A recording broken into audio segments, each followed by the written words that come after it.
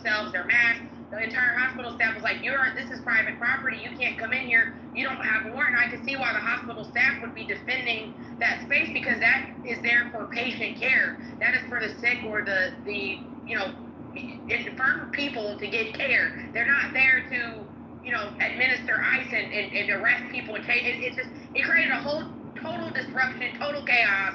And I think what's going to happen is, unfortunately, some people are going to innocently get killed out of this. Because, these are the situations we've had in this country historically with racial profiling. People end up getting killed. It's just a dangerous situation, and I think it's a slippery slope, and that's all I want to say. Thank you. Hinda, you're on. Thank you, yeah, and I appreciate you saying that, Hinda.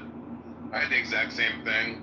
I went to college in the Boston area during 9/11. And because of my Middle Eastern sounding first name, I would get quote unquote randomly stopped at every opportunity. They actually printed, there were 4 S's, which I assume stood for stop, but maybe it stood for something else. And the 20th time out of 20 that I was randomly stopped, I looked at the TSA guy or whatever he was and said, "Let me guess, random search?" He goes, "Sir, I'm not talking to you yet." I'm like, okay. Then he says to me, "Sir, you've been randomly selected for a search." That kind of stuff, for me, was a relatively minor inconvenience. It was annoying. I'm a born in the U.S., multi-generation American, and just the experience is invasive and violating. For a lot of people, it's a hell of a lot worse than anything I have to face. That's for sure. I was very happy when global entry, TSA pre, all that stuff happened, because it was a way for me to avoid this. But you can't avoid the color of your skin. And these people are very clearly, and now out in the open, targeting people based on how they look. We live in a classically liberal country. It's based on classically liberal values. Collective punishment is supposed to be against that. Law enforcement is supposed to have cause. There's all kinds of laws. We're supposed to be a nation under law. That's not happening. I mean, this is such an affront to supposed American values. And, we've seen this many, many times. I mean, in my own lifetime, my politics was largely shaped by growing up in Pete Wilson's California. He was the governor here in the 90s.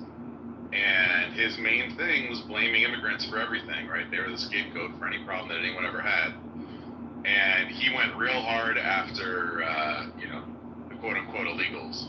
You know what happened to California? It went from being a purple state, where we would essentially have the governorship, go swing to and fro between the parties, to being one of the deepest blue states in the country. The next time I saw this politics really rear its ugly head in a very fulsome way was in Arizona. They passed, I believe it was SB 1070 or 1050, something like that. It was colloquially or locally known as the Driving While Brown Law, or Driving While Brown Act. And it enabled essentially law enforcement to pull over anyone who they thought quote unquote looked illegal.